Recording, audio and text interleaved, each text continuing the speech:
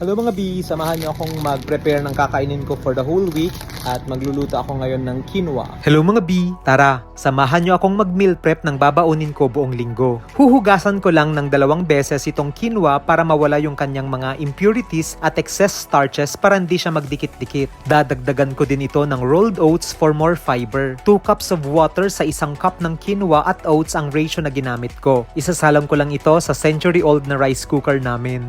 Na obstruction of traffic, obstruction of justice. Hello mga B! May benta akong McKinney Hungarian sausage. 70 pesos lang, 2 pieces, 200 grams na yon. So I have 20 packs na extra lang. Gatangan yon sabay kay maibusan. Natiketan pala kami ni John kanina dahil sa obstruction of traffic. Ang swerte namin, di ba? Binisita din namin si Doc Camille dahil miss na namin siya. Locally sourced in the Philippines, honey.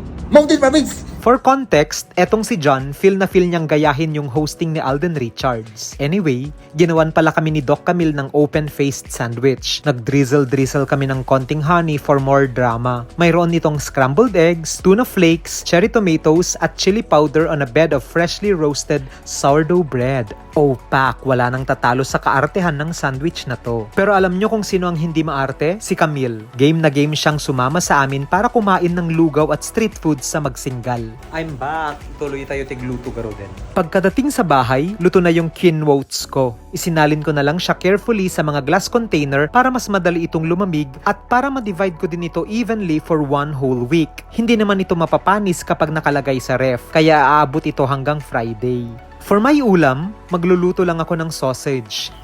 Tapos na ako maglagay ng quinoa sa mga individual na glass containers. Ngayon naman ay magluluto na ako ng McKinney Hungarian sausage. Ito yung binibenta kong 70 pesos per pack na may 2 pieces, 200 grams for 70 pesos. Ang gagawin ko ngayon is i-air fry ko na lang siya. Air fry na lang ang gagawin kong luto para mas healthy at mas convenient. Inilagay ko lang silang lahat sa aking air fryer tapos sinat ko ito for 5 minutes. Makalipas ang 5 minuto, tinusok-tusok ko lang ang mga ito para lumabas yung mantika. Tapos isinalang ko ulit ito for additional 7 minutes. Noong medyo naging shiny na yung balat niya, hinango ko na ito para mailagay sa lunchbox ko. Hinati ko lang ito para magkasya sa partition, tapos dinagdagan ko na lang din ito ng fresh carrot salad for additional fiber. Ito na ang kakainin ko buong linggo. Di naman kasi ito nakakasawa at di naman ako maarte.